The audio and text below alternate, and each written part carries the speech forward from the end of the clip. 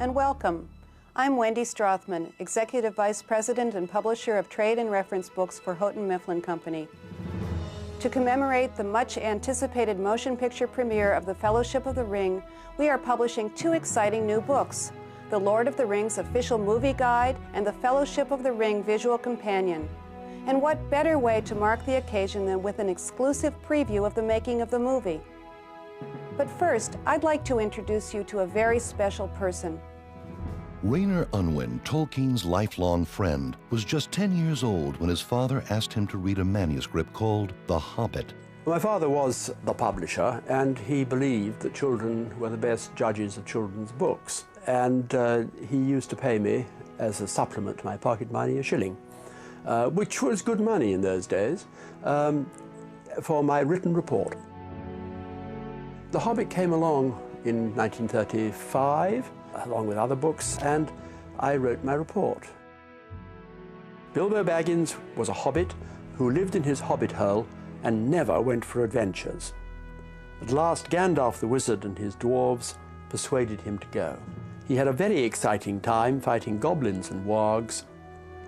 At last, they get to the Lonely Mountain.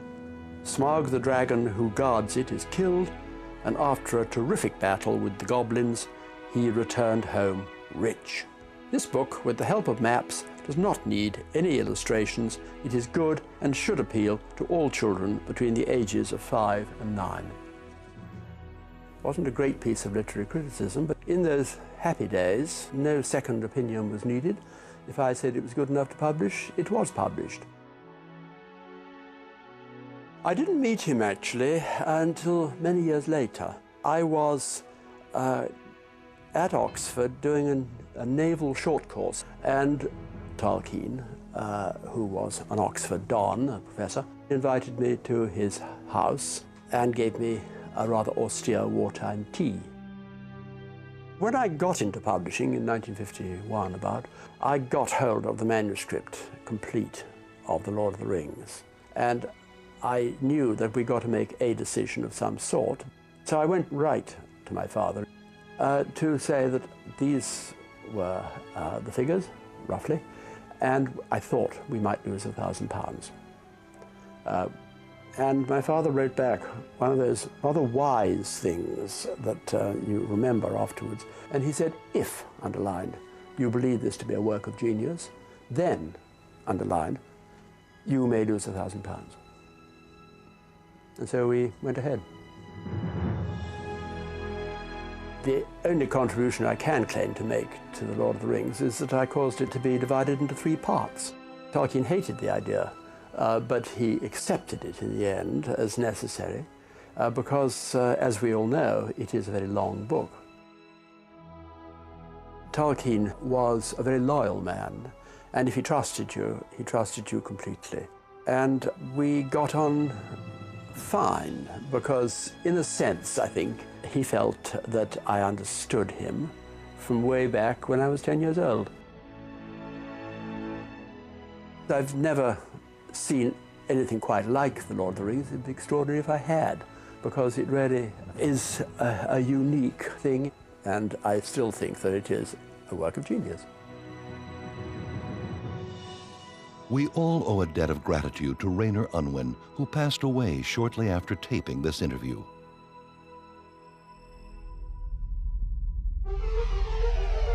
Now it's time for an exclusive first look at the most anticipated film of all time, The Lord of the Rings. They said it could never be done. The story was too big, the world too vast. It would be too dangerous and too difficult. But then, similar things were said when Frodo and Sam set off for Mordor. I first read the books when I was about 18, and my first thought at that time was, you know, gosh, I can't wait till somebody makes a movie of this. So I sort of waited for 20-odd years. On October 11th, 1999, Peter Jackson had to wait no longer.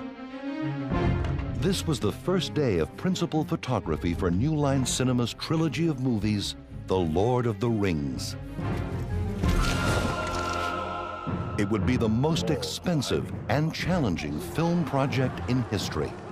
Nobody's ever shot 3 huge movies in a row before, and I think the most interesting thing I've discovered over the last 14 months is exactly why nobody's ever done that. Now I know. I remember the moment where I heard they were going to make a film of The Lord of the Rings. I was astonished because I thought, how can they do it? Author Brian Sibley had the daunting challenge of chronicling the monumental project. And then I met the people who were making it. And as I met them and as I talked to them, I discovered that they cared about the book in the same way that I did, and that their commitment was to make a film that really reflected Tolkien's world. There's an incredible passion behind this project, which I don't think I've ever witnessed to this extent on any film I've ever had the privilege to work on, because people have come with such love of the stories, and you can feel that in the crew, you can feel it with the actors, that it's something that they know it's a once-in-a-lifetime experience. The design of Middle-earth was key. During scripting, Peter Jackson and his writing partner Fran Walsh utilized the centenary edition of The Lord of the Rings, which features 50 paintings by Alan Lee. Alan's paintings captured the bittersweet mood of Lord of the Rings. And when the film started to become a reality, the question of trying to find Alan Lee wherever he was in the world and seeing if he wanted to be involved became very important to us. Peter found Alan in the village of Dartmoor, England, and lured him to New Zealand. It was estimated originally that I'd be out here for between 12 and 20 weeks. But that was 2.5 years ago. And Peter also brought on renowned Tolkien illustrator John Howe. John's artwork tends to be like a freeze frame from a film. He's very good at capturing action right at an exciting moment. And so we thought that the talents of both Alan and John combined would give us basically everything that we needed. Peter deemed the design of Hobbiton to be especially crucial, as the audience must understand what Frodo is willing to risk his life to protect. When he went out to scout the location, Peter brought Alan and John along. I said that, look, one of the things that's essential with Hobbiton is that this place has to look like hobbits have lived here for hundreds of years. It's very hard to visualize that if you're just looking at an empty field. So one of the things that Alan and John did is they'd sit down on this farmer's land with a notepad, and they would sketch the landscape that they were looking at, except they would sketch it as Hobbiton.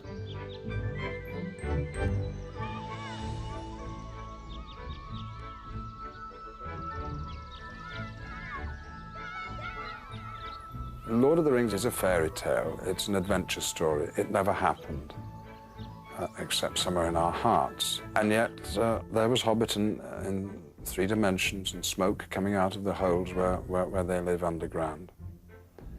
And I believed. Houghton Mifflin's director of Tolkien projects is Clay Harper. The locations of Middle-earth are stunningly beautiful or frightening, as the case may be. They're at least as important as the characters. Each of the film's major locations is featured in the Fellowship of the Ring visual companion. My favorite location is Rivendell. The vision of it presented in the film just surpassed my wildest imaginings.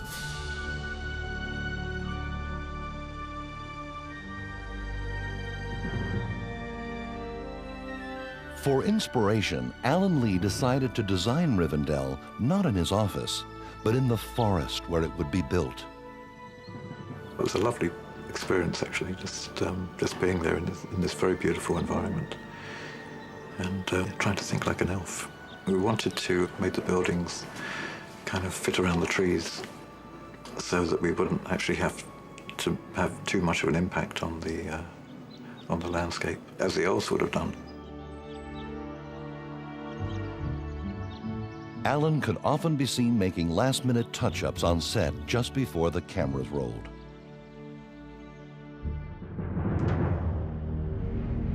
Alan Lee and John Howe's artwork set the tone, but the true birthplace of Middle-earth was Weta Workshop, headed by Peter Jackson's longtime collaborator, Richard Taylor. I was very aware that we had to create an expansive world, something that would spread beyond the four corners of the movie screen, the feeling that there's cultures that are strapped with thousands of years of involvement and creativity and integrity from the people and the species of Middle-earth.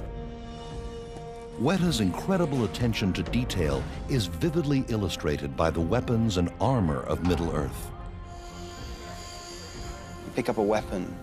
My own happened to be outrageously beautiful, but any of those, anything around you that you see, the detail is just fantastic. It's mind-blowing. You just can't help but marvel at the time and energy and love that's been put into all of it. One of the biggest and most enjoyable challenges for Weta was creation of Middle-earth's most hideous race, the orcs. Almost every sculpture at Weta ended up doing 10 or so orcs, and through that we ended up getting quite a motley bunch of them. This is a fantasy film. It's got creatures, it's got monsters, it's got strange beings, it's got wizards, and it's got small, hairy-footed hobbits in it. But that, for Peter, was not the overriding important thing about the story. The important thing was that this was a story which seemed to have within it a sense of reality. He said to me again and again, there is in the book a sense that you're reading something which isn't fantasy, but which is history. And that's what Peter wanted to put on film, and I really think he's done it. The finest rockets ever seen. They burst in stars of blue and green. Okay. It was great, Joanna. It was great, Donna. It was good. That was excellent. Let's print that one. Let's do one more. This one just vocal length for luck. I think of Lord of the Rings as being a very, very personal, emotional story. The note that we have given every single actor that's come on board the film, no matter what race they're playing, we are trying to make them feel genuine to what they care about and to what they feel. We're recreating a vision of an amazing fantasy writer, J.R.R. Tolkien's vision. A world that he created that, unlike other fantasy novels, it seemed like a history. You feel as if it could have actually existed. We do not know who else may be watching. I think I've become known as the person who always has the book to hand and can prove my point by saying, this is what Tolkien says. And whenever there's a discussion about where a line should go or a scene should go, the clinching thing is, well, it's in Tolkien. It is a sort of ironic question. 1, 2, 3, 4. And good. Good. Barry, put him over. Good. That's it. Cast members arrived in New Zealand 3 months before filming to prepare themselves mentally and physically. Oh, look at that. That is right in the middle of that middle. Now that is some archery. That's Legolas's full action going down. The intense training prepared the cast for the physical demands of the year-and-a-half filming schedule, taking them to many of New Zealand's most spectacular and remote locations. We've been like half-hour helicopter rides to places, way, way up, way above the tree line, on ice and snow and forest. If you're on the top of a mountain or on a river and the wind's howling, you can't replace the way that looks and the way it feels, too.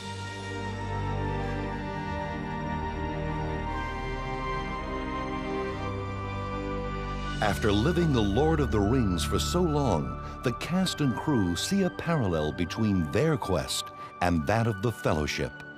Lord of the Rings is about a journey, about a fellowship going on the pursuit of a single ideal, and the creation of this film has become a journey for its creators to no less extent. The hours that have to go into a project like this, the emotional highs and lows, it's quite incredible when you look back what has happened to people's lives.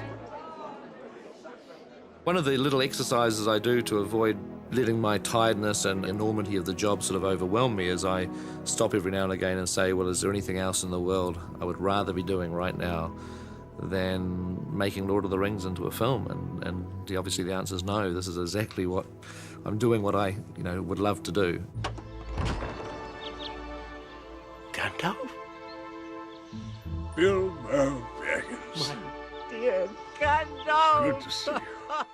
J.R.R. Tolkien was very aware that he'd created a world that existed within his books, but he also said that it was a world that could be enhanced by other people, with paint, with music, with drama. And that is, I think, what Peter Jackson has done. Tolkien created a myth, a modern myth. And what has happened is that by turning this into a film, a filmmaker has given it a new dimension, has taken that myth one stage further, which is how myths are born, how they are carried through generation after generation.